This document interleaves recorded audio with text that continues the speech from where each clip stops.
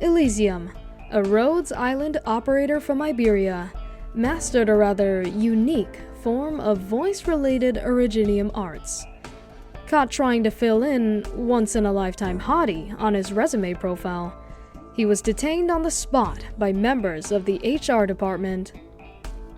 Now deputy leader of the 3rd Special Operations Squad, Elysium is responsible for maintaining clear channels of communication on the battlefield and assisting squad members in covert operations.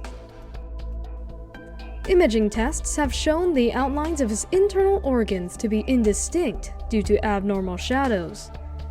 Originium granules have been detected in his circulatory system, confirming him to be infected with erypathy. A small amount of Originium crystals are present on the surface of Elysium's body. He emphatically claims that they are there for decoration, but how could anyone choose to adorn themselves so tastelessly? The current condition is stable, and effective results have been obtained through focal treatment. Follow-up treatment should be adjusted appropriately depending on the patient's actual condition. Elysium's condition has always been stable.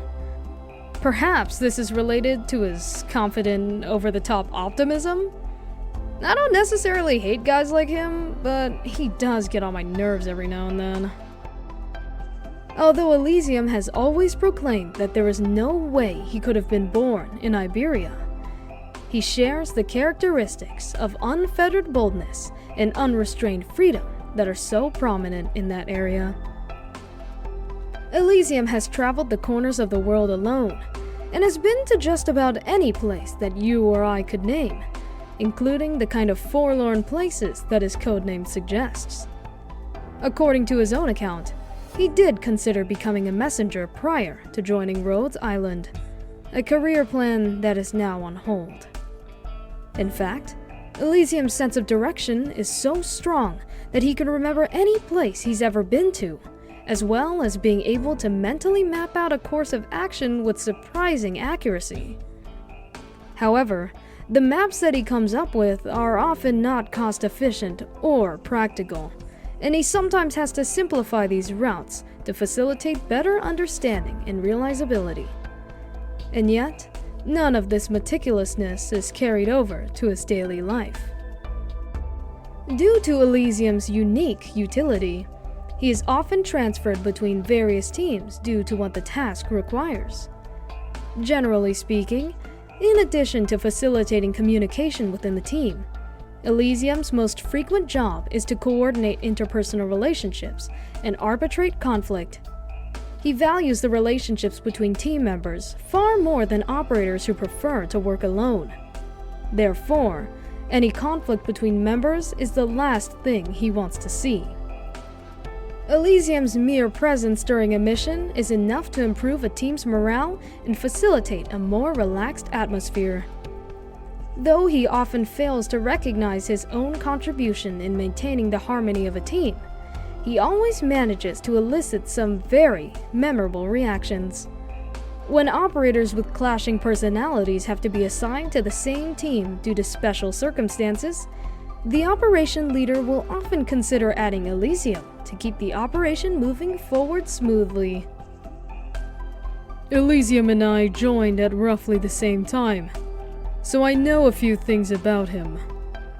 There might be people out there who are inclined to believe that he doesn't work hard or take his responsibilities seriously because of his somewhat irreverent, joking tone.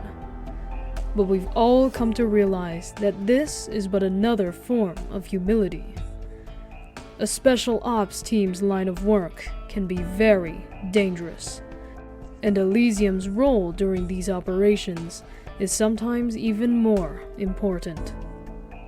The transmission device he carries with him needs to be paired with his Originium arts in order to achieve the greatest effect, and the tacit synergy between Elysium and his direct superior can sometimes be the key to victory.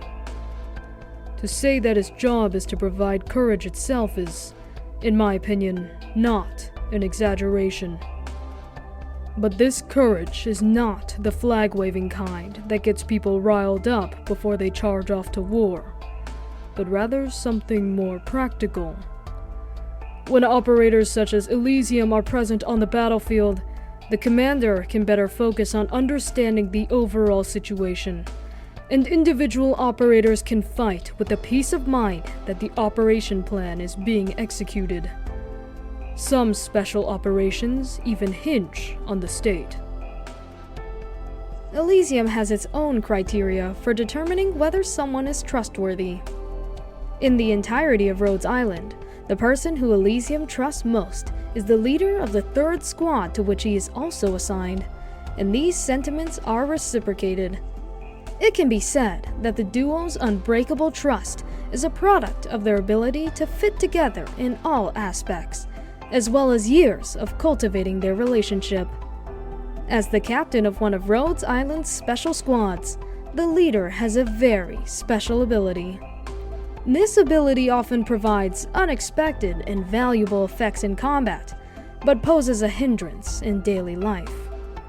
Only through Elysium's assistance is the leader able to normally communicate with others, and this responsibility may perhaps be the reason why Elysium chose to stay in Rhodes Island. Even though it seems like he's always getting smacked around, they're actually on very good terms. Smacked around? Is the leader of the 3rd squad such a vicious person? I wouldn't say that. The leader's actually an introverted person, despite trying to maintain a cool and calm appearance.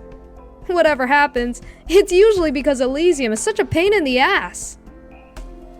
Once Elysium has recognized someone as reliable, he will display his trust in his own special way, which may manifest in the form of nonsensical dialogue, or through increasingly preposterous bets.